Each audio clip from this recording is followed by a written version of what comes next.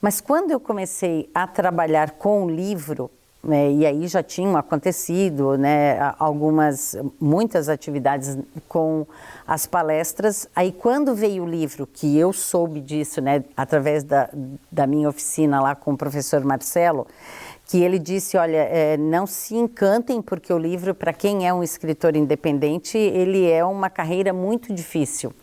E ali, então, foi a segunda vez que eu tomei essa decisão de pensar estratégica e financeiramente como eu poderia administrar a minha carreira de escritora.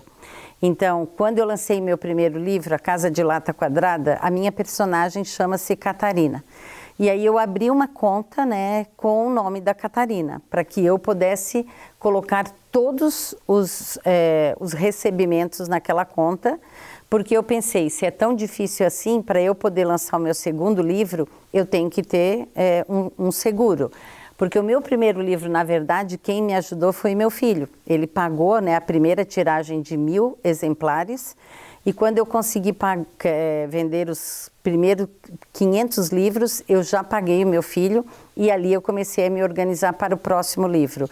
E assim eu fiz com todos. Então, assim, ó, lá em casa às vezes é bem engraçado, porque às vezes meu marido diz assim, pega dinheiro da Catarina, e eu disse não. A Catarina, ela não pode me emprestar absolutamente nada que não seja para treinamento, para compra de livros, e tudo que está ligado à minha carreira de escritora é a Catarina que paga. Penso, né, que para quem quer empreender, tem que ter uma disciplina, tem que ter um foco, tem que ter um objetivo muito claro.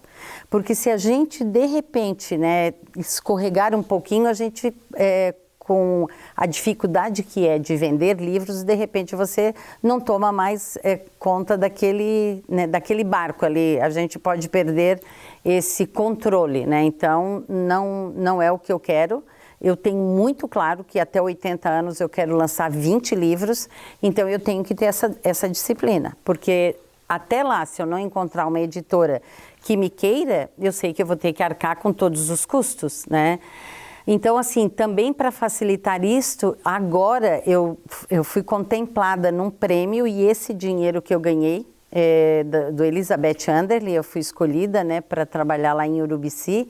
Esse dinheiro, então, o que eu fiz? Transformei a minha empresa numa editora, né? Essa editora, ela vai lançar os meus livros e os livros das crianças que querem lançar os seus livros, né? Então quero ser a voz dessas crianças. Construí uma casa também, que é a Casa do Senhor Lagarto, que é um lugar onde as crianças vão fazer visitas técnicas. Então, assim, são formas de empreender dentro da literatura, foge do livro completamente, mas são estruturas que me trazem depois também, a curto e médio prazo, investimentos das pessoas nos meus livros. Quando eu fui participar da Feira de Livros do Colégio Leonardo da Vinci, que é o segundo colégio maior formador de leitores do Rio Grande do Sul. E quando eu cheguei lá, eu conheci o Cadu, conheci o Pedro Leite, escritores que já são renomados no Rio Grande do Sul. E eu via que a banca deles estava sempre lotada, e na minha quase ninguém. Na deles sempre lotada. Daí eu cheguei e, com toda humildade, né, fui lá, me apresentei.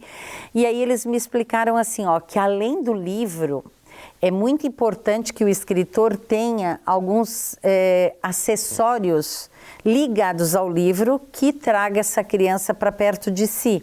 Então, na época, o que era? Bottom, adesivo, cadernetinhas, também tatuagens. E quando eu cheguei aqui, eu fui fazer ali o levantamento de custo, era bastante alto, né? E aí eu pensei, que pena, eu queria tanto. Aí trabalhei, vendi muito livro para poder contratar a ilustradora para fazer a arte de todas essas coisas que eu falei, porque se engana quem pensa que vai lá na minha banca, compra um bottom que foi feito assim aleatoriamente. Não, tudo o que eu trabalho também tem um diferencial. Às vezes as pessoas me dizem, nossa, mas tu teve muita sorte, né? Tu tá aí com um colégio adotando 4, 5 livros teus, como eu tive esse ano, um colégio que adotou 5 livros meus, do primeiro ao quinto. Mas também a gente tem que ver assim, ó, qual é a qualidade do livro que a gente quer oferecer para o nosso leitor, né? Qual é o material? qual é a preocupação, como é essa curadoria, como que acontece isso. Então, eu acredito que muito da minha formação de relações públicas e de publicidade e propaganda e de administração me ajudou muito nisso. Muito. Então, eu tenho um olhar assim muito comercial. Então, às vezes até assusta um pouco as pessoas, né? Eu tenho a história maravilhosa, eu me entrego completamente dentro de uma sala de aula com os alunos, com os professores, mas eu não posso esquecer a parte comercial. Porque se eu esquecer a parte comercial, eu não vou produzir o meu 8º, o meu 9º, o meu 10º livro. Porque é assim que funciona.